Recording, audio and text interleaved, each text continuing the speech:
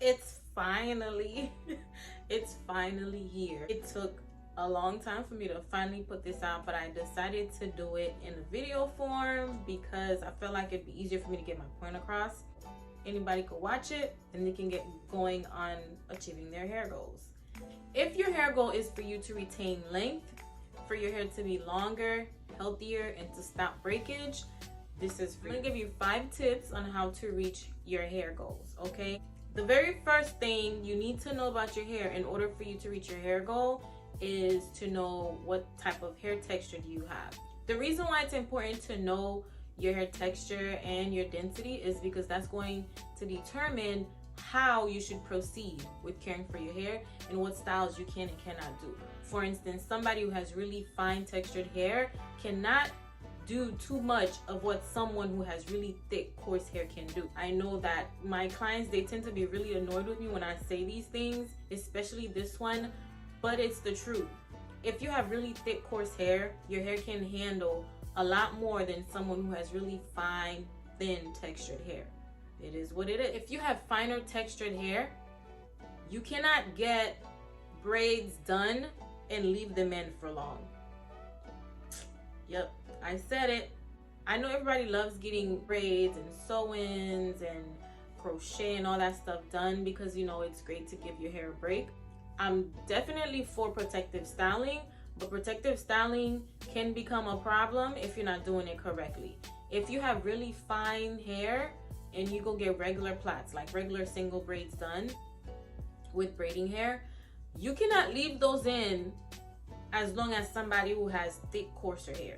Because your hair being so fine in texture, that's a lot of tension to have in your hair if it is a fine textured hair. So the longer you leave your braids in, the more tension it's going to create on your hair.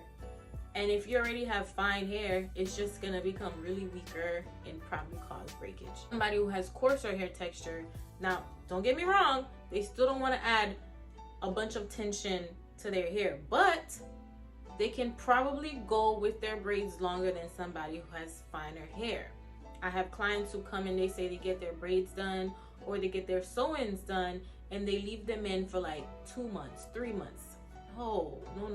No, you guys, like, I know it costs a lot to get those things done, but leaving them in for that long is literally messing with your hair from the root, from the scalp.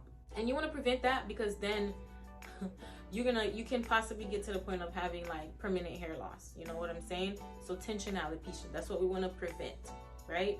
So let's review a little bit. First, know your hair texture, because once you know your hair texture, you'll be able to know what protective styles are more safe or less safe for you to do, which in return will help you keep your hair growing. The second thing is you need to wash your hair often. This goes back to getting the braids and the plaits and everything done. I know you want to leave them in for long because you pay so much money for it, but you need to wash your hair. Like, think about it. You have scalp, there's buildup, you're adding products, you're sweating. You need to wash that out, because if not, you're literally clogging your pores on your scalp, which is like the worst thing you could do, because if you clog your pores, how's the hair gonna grow out of it? You know what I'm saying? So wash your hair as often as possible. If you have a protective style, and of course you can't wash it often, but you need to wash your hair like every week if your hair is out. The more products you put in your hair, the more often you need to wash it. That brings us to the third one. Trim your hair regularly. I know everybody hates the scissors.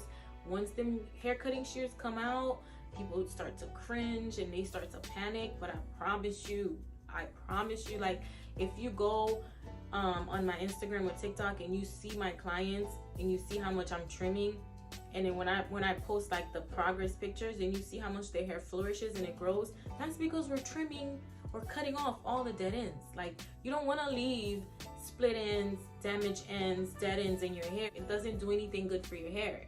It just basically prevents your hair from retaining length, because the damaged ends are going to continue to break off, and it's going to look like your hair is not growing, when in actuality your hair is growing. It's just that as it grows, your damaged ends are also breaking. Generally speaking, I tell my clients, now this is somebody who does a pretty decent job at caring for their hair themselves, I tell them do not go longer than 12 weeks without trimming your ends. This is about 3 months. Some people need to trim their hair more often. Like I have a client, she comes once a month. Every time she comes, we have to trim because she does so much to her hair. Basically, her hair goes through a lot, so we have to trim more often in order to make sure we keep, you know, as much hair on her head as possible. But other people who take good care of their hair, they don't do too much harsh things to their hair. 3 months, 12 weeks is okay for you to trim your hair. That equals to 4 trims a year. Come on, you guys. It's only 4 trims a year. Like, you can do that. That is very attainable. And I promise you, once you get to the point you trim your hair 4 times a year, you're gonna see your hair is going to flourish so much. The 4th thing is protect your hair while you sleep. I don't know why people refuse to do this, but I find myself like every day telling my clients, you need to wrap your hair with a silk or satin scarf, or a silk or satin sleeping cap, or just get a silk or satin pillowcase. The 5th one is you need to keep your hair moisturized. And not just moisturized, you need a moisture and protein balance routine for your hair. This is a little bit more complicated, but it's very, very possible if you just get into the habit of reading the ingredients on your hair products. For instance, if you are using something and it says protein treatment, right? That's something you don't want to be using on your hair every day or every few days, without using something else that says moisturizing treatment or moisturizing conditioner. Like, you can do both. Our hair is made up of protein. Like, it's necessary for your hair to be healthy and strong.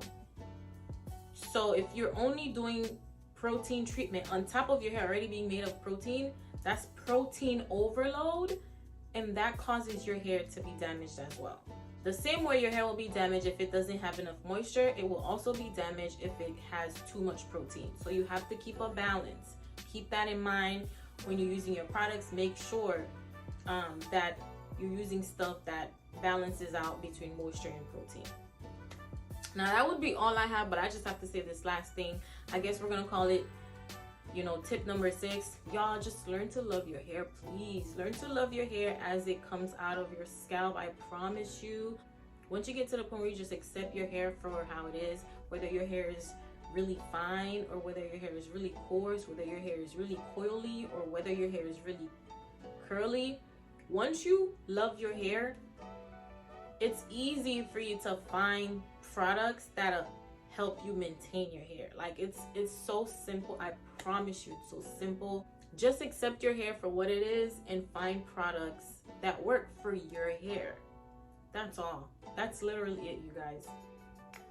I hope this was very helpful to you. If you have any questions or need any further help, I would advise you to put your comments in the description box. I'm also going to leave a link for anyone else who watched this and feels like, okay, this is a little helpful, but I need more. Or if you want a one-on-one consultation, or if you want to create a specific, basically hair care plan specifically made for you and your hair needs and your hair type, any of that, I'm gonna leave a link where you could fill out a little form to contact me, and I'll get back to you and we can get working on that. I really, really, really hope this was helpful to you guys. I hope it was really helpful. And if you need more information, need more help, need something that is specifically tailored to you, like I said, click on the link so we can move forward in getting you the help that you need. Thank you guys so much for watching. Like I said, I hope this was really helpful to you. Share this with somebody you know it needs the help. I will talk to you guys next time. Bye.